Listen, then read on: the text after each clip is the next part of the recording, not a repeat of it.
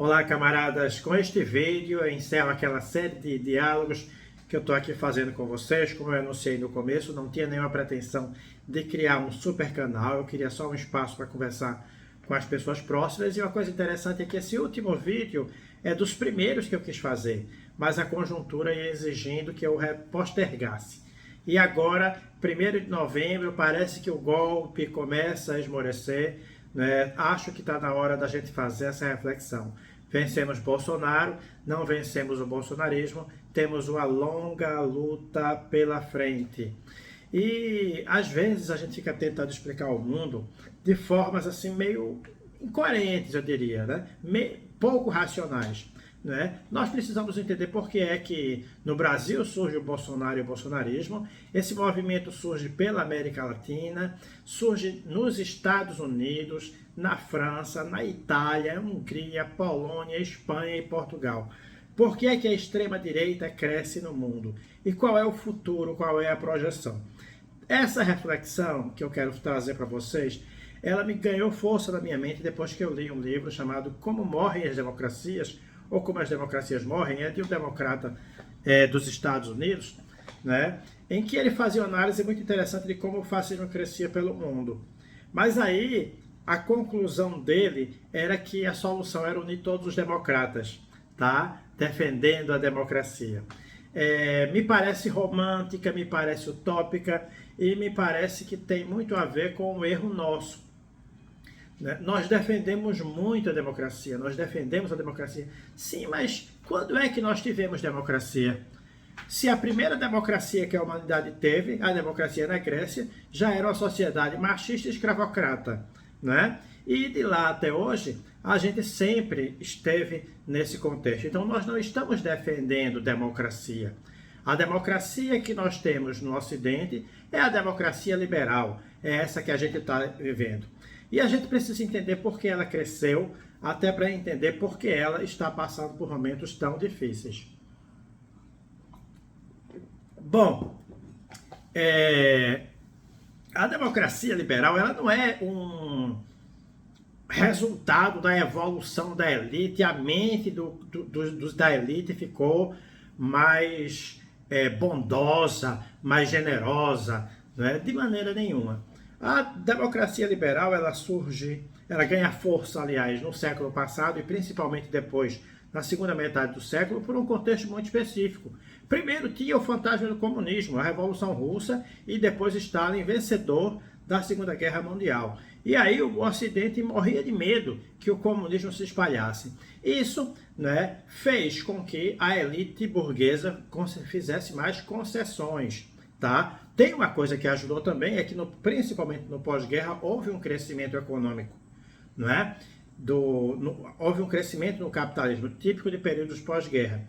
E nesse contexto, conceder direitos, conceder liberdade, era uma forma de dar os anéis para não perder os dedos. E nesse sentido também foi muito importante o papel da esquerda pró-sistema, os social-democratas, os socialistas, o eurocomunismo, que jogavam dentro do modelo da democracia liberal. Então nós tivemos um mundo em que a Europa vivia uma democracia plena, não é? Porque não havia perspectiva de rebelião do povo trabalhador nesse contexto, enquanto na periferia você tinha alguns arroubos de democracia, mas quando o povo queria chegar, porque o povo podia chegar na Europa, porque chegaria domesticado, mas qual o risco de deixar o povo, o mínimo de povo, tomar algum poder nos países periféricos? Não é? O risco era grande. Mas essa era a democracia que a gente vivia e eu posso dizer, bom, na minha opinião, foram os períodos mais livres e mais democráticos que a gente pode vivenciar. Só tem um problema, é que o mundo está virando. Eu estou com as anotaçõezinhas aqui, tá? Eu estou com as anotações para não perder o raciocínio. Nós sempre pensamos que vamos fazer uma autorreflexão agora. A gente sempre achou que essa democracia é o nosso sonho de consumo. A gente luta por ela, a gente tem medo de perdê-la e a gente muitas vezes não faz uma discussão sobre essa democracia. Sendo que essa democracia, na minha opinião, está com o tempo, está ferida de morte, indo direto ao assunto. Por quê? Porque aquele cenário pós-guerra de medo do comunismo, de crescimento da economia e possibilidade de conceder direitos, foi embora, tá? O comunismo desapareceu em 89, 88, com a queda do Muro de Berlim, e esse temor deixou de existir. Esquece esse blá blá blá desses malucos, desses lunáticos. Falando a elite mesmo, a elite que pensa, que sabe o que está fazendo, que tem os seus próprios interesses. Ela não teme o comunismo. Primeiro, ela não tem mais o comunismo para temer, né? Segundo, ela começou a viver períodos de dificuldade econômica. E terceiro, ela passou por mudanças na produção, substituindo a linha de produção pela ilha de produção, depois pela precarização do trabalho, e agora nós estamos vendo a pós-precarização do trabalho, em que a inteligência artificial e a robótica estão tomando os postos até daqueles precarizados. E pior que isso, também do trabalho intelectual, do médico, do professor, do advogado, do contador, do engenheiro, né? Do auditor. Então, esse é um novo mundo que nós vamos começar a viver. Eu posso dizer que a revolução tecnológica que se avizinha prevê, se nós continuarmos nos marcos do capitalismo, uma exploração brutal, uma rentabilidade brutal e uma perda de postos de trabalho de uma forma incrível no campo do trabalho. Isso quer dizer que o tempo que a elite tinha de fazer concessões está passando. E se a elite não consegue cumprir esse papel, é por isso que um PSDB da vida, é por isso que os partidos de centro-direita e centro-direita na Europa estão despencando, é por isso que a gente vê em todo mundo esses partidos se enfraquecendo e dando lugar à extrema-direita. Em parte porque uma parte expressiva da elite já compreendeu que é preciso juntar a extrema acumulação de riquezas com uma violência brutal com o povo, né?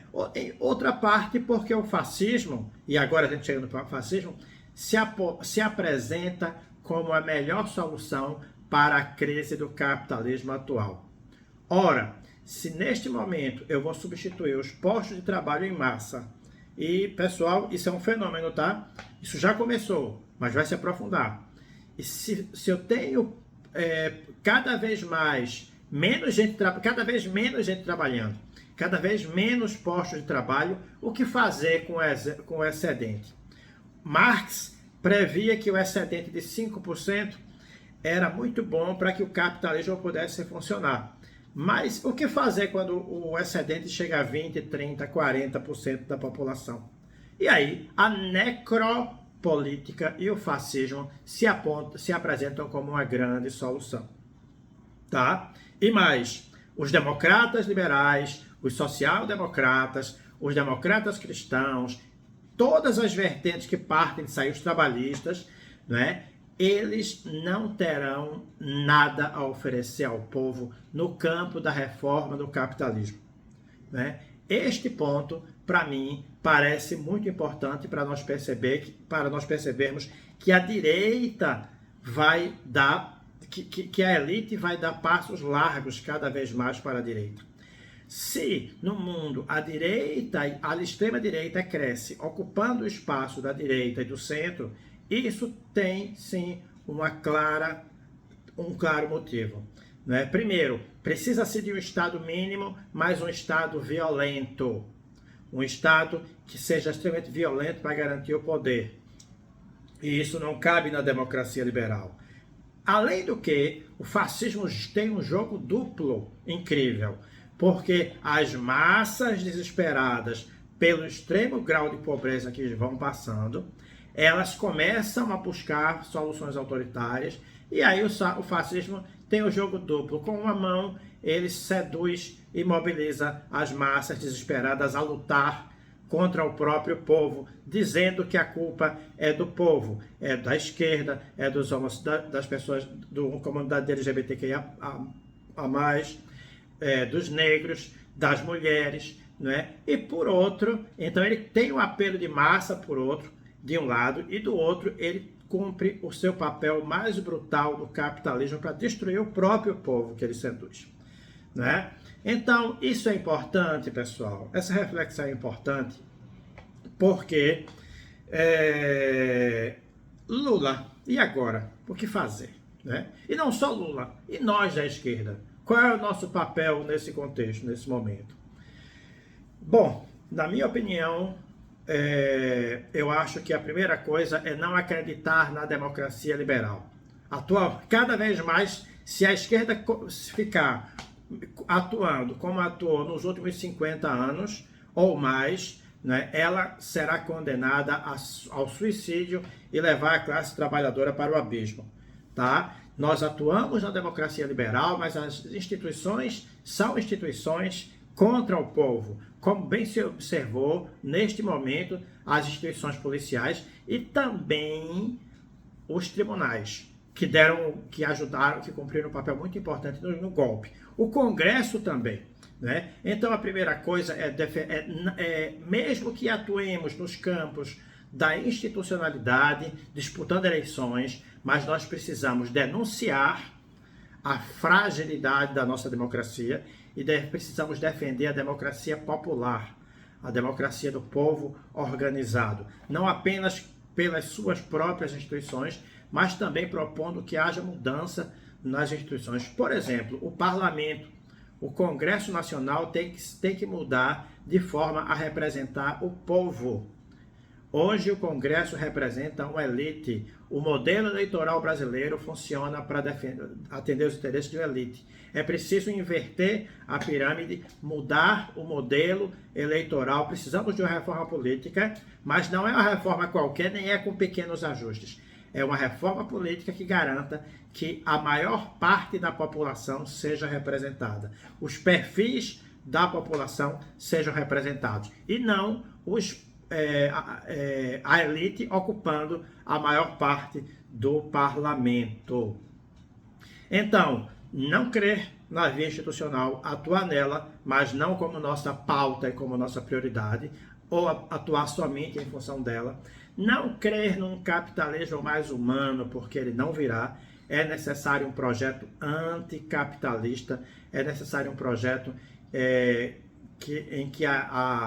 para se contrapor ao aviltamento do povo. O Estado tem que cumprir o papel de distribuir riqueza de forma radical, ele tem que enfrentar os processos que tiram direitos e precisa garantir que os direitos aconteçam.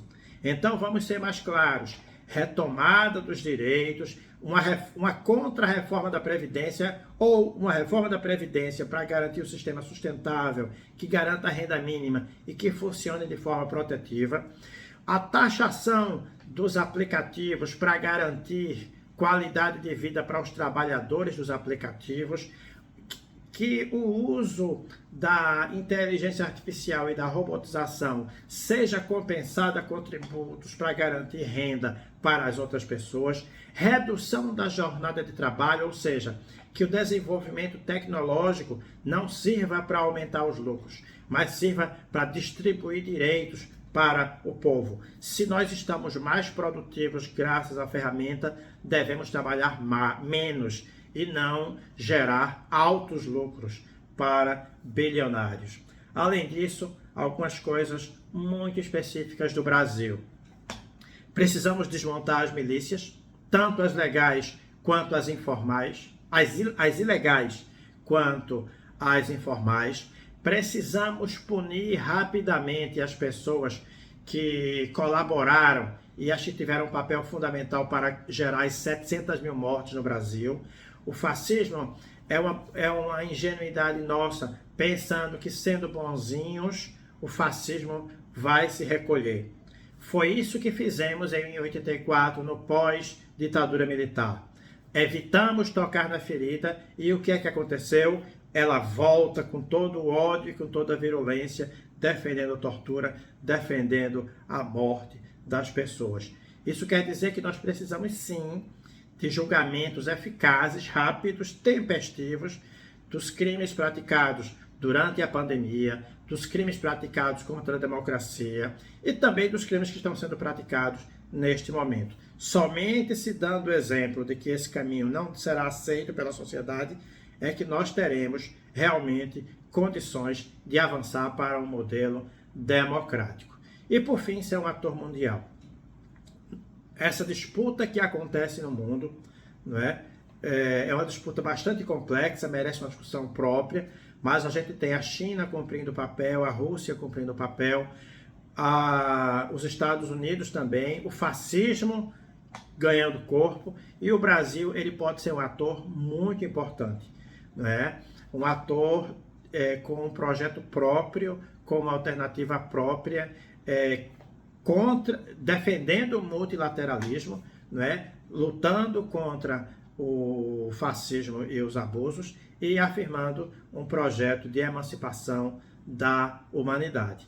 Bom, pessoal, um prazer grande ter conversado com vocês esses dias, tá? Esses 6 meses. Eu fico à disposição de vocês para quem quiser fala comigo pelo WhatsApp ou por aqui mesmo, para a gente ficar mantendo contato, né? E temos um desafio grande pela frente. E ainda bem que é um desafio depois de ter dado a primeira derrota ao nazifascismo brasileiro.